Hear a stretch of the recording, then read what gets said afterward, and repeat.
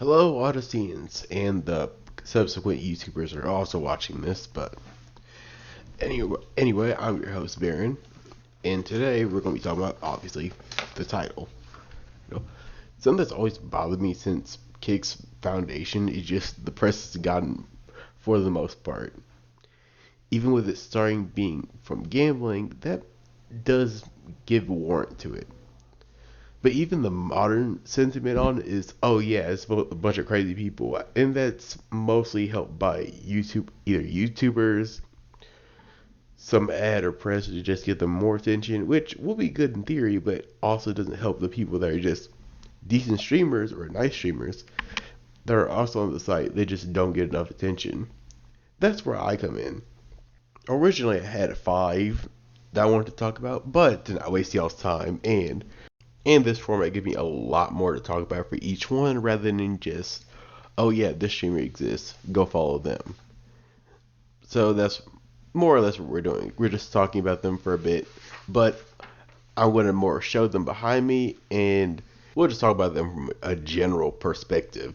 It just makes it easier on me, y'all, and is more honest and genuine. You know the saying, show don't tell, of course. And that will bring us to a first person, which is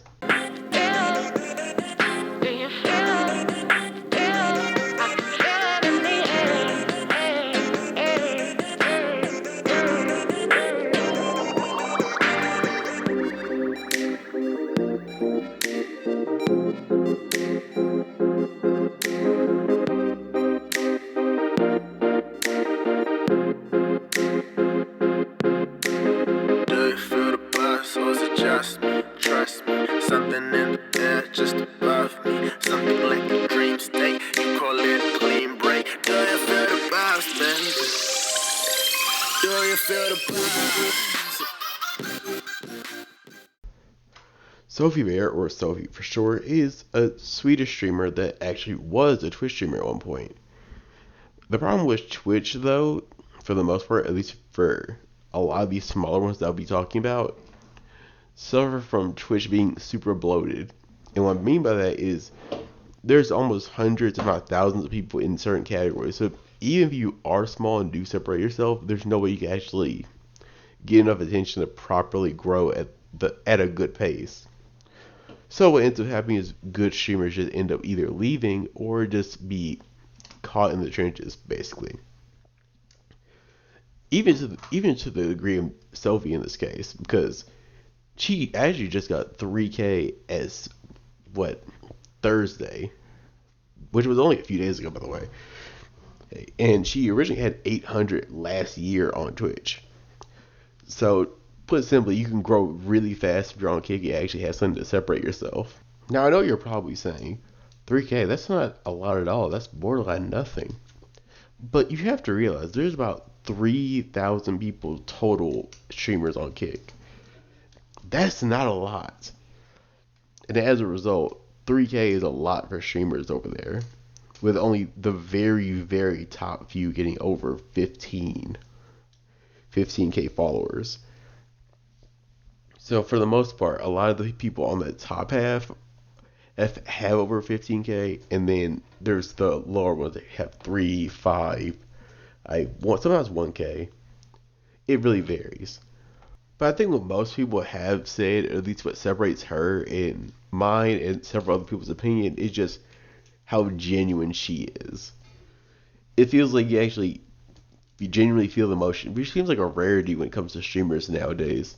I'm not saying every single one is actually bad or even anything like that. Just more if you can feel the more emotion from Sophie in particular than any other. So which makes her have a great audience and actually very positive. So as a result, it's very easy to get into and make her and everybody else likable in that group. For at least my American audience, she streams mostly around midday, like about I think 11 at the earliest, and then could be 2 at the latest realistically, since she's Swedish, so that's afternoon for her. Which I should be going to the next person since they're actually quite good friends with them, which is Let's go.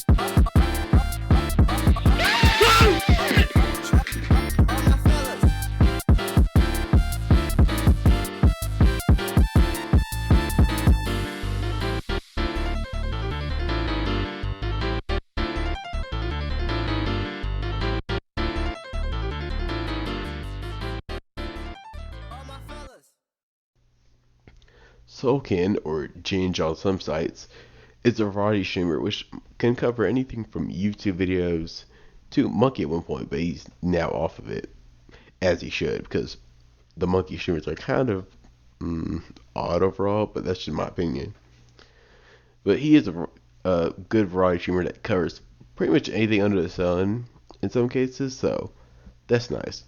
But what really makes him interesting, in my opinion, that separates him from Sophie and a lot of other streamers is him being a veteran supporting mental health while being a streamer, which on the surface doesn't seem like a big accomplishment since yay mental health, but a lot of streamers just lose sight of the whole mental health thing when it comes to it.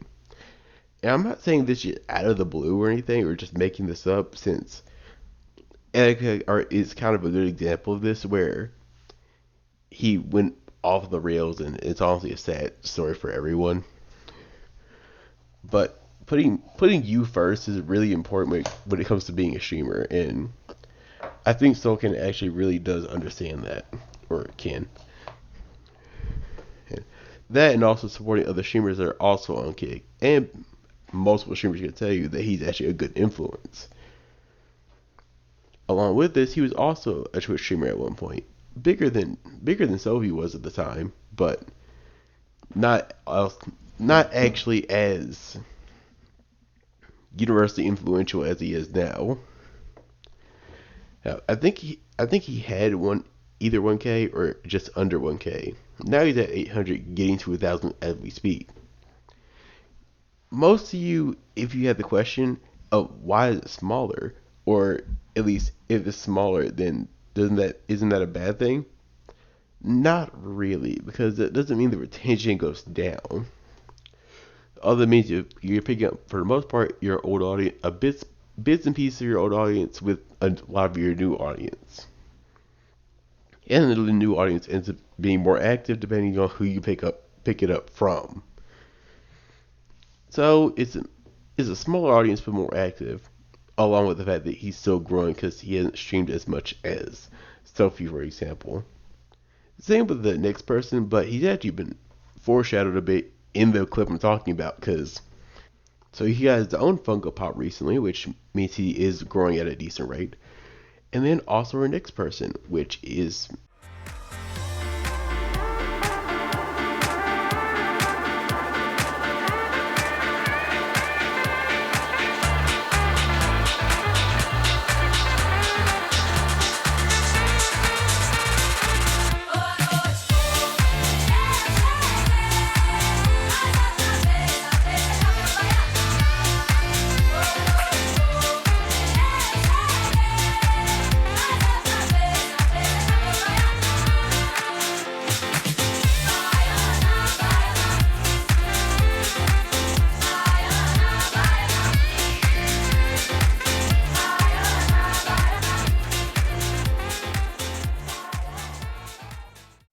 yes, we were talking about Tiny, or Mr. Tiny as Kick referred to him.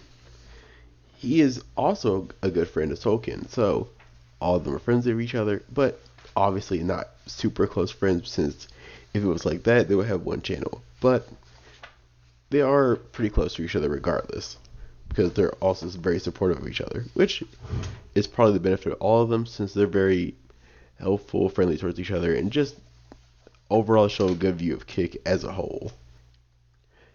Tiny, being probably the smallest of the three, is actually currently still on Twitch, but for the most part, a lot of his people that he does talk to are on Kick, which he's at a decent size now, which actually just recently got 1K on Twitch and then 800 also on Kick, which he's in that same situation Ken is, but it's still a lot more active people on Kick. So I still count people with priority to Kick first as Kick people rather than for Twitch people. He does do variety, like he does DJ, he does Apex, he does COD, which I neglected to show you so far, but you can see it. And to summarize him in his words, Welcome in, Raiders. I'm your host, Mr. Tiny, the pretty wonder from South Louisiana.